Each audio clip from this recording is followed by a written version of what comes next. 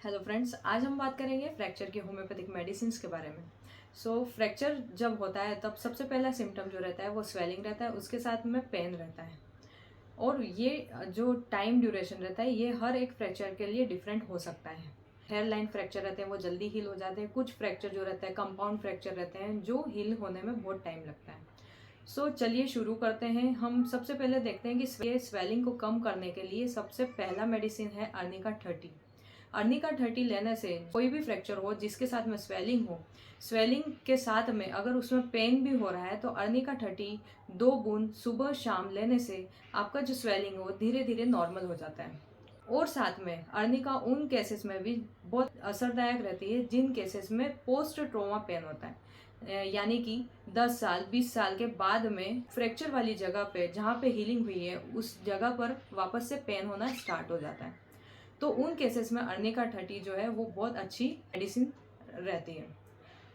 Second जो medicine है वो है कैलेंडुला।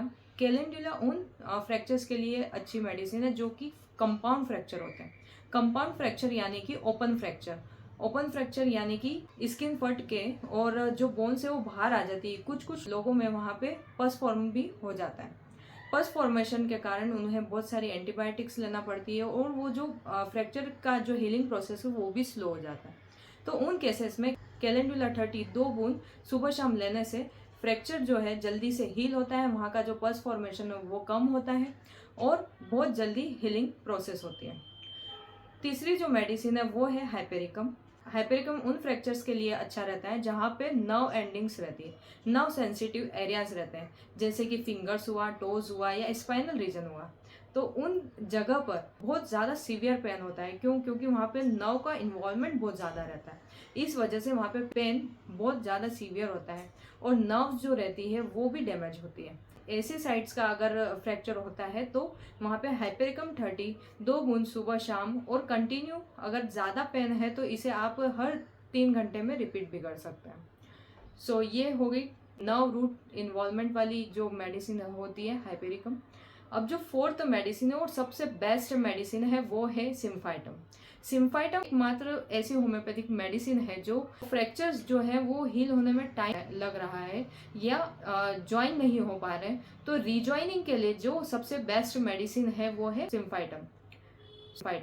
सिम्फाइटम उन केसेस में भी अच्छी है जहाँ पे post trauma pain, pricking type चुभने जैसा पेन रहता है कुछ लोगों को आफ्टर रिकवरी। फिफ्थ मेडिसिन है वो है रूटा।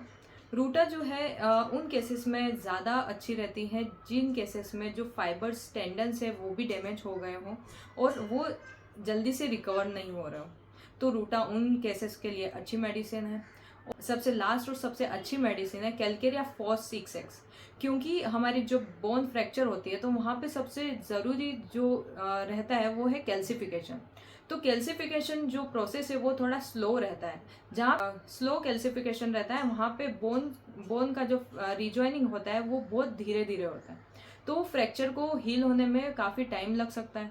तो उस कंडीशन में कैलकेरा फॉस 6X आप अगर 4 टैबलेट सुबह शाम लेते हैं तो आपको हीलिंग या रिकवरी आपका बहुत जल्दी होता है।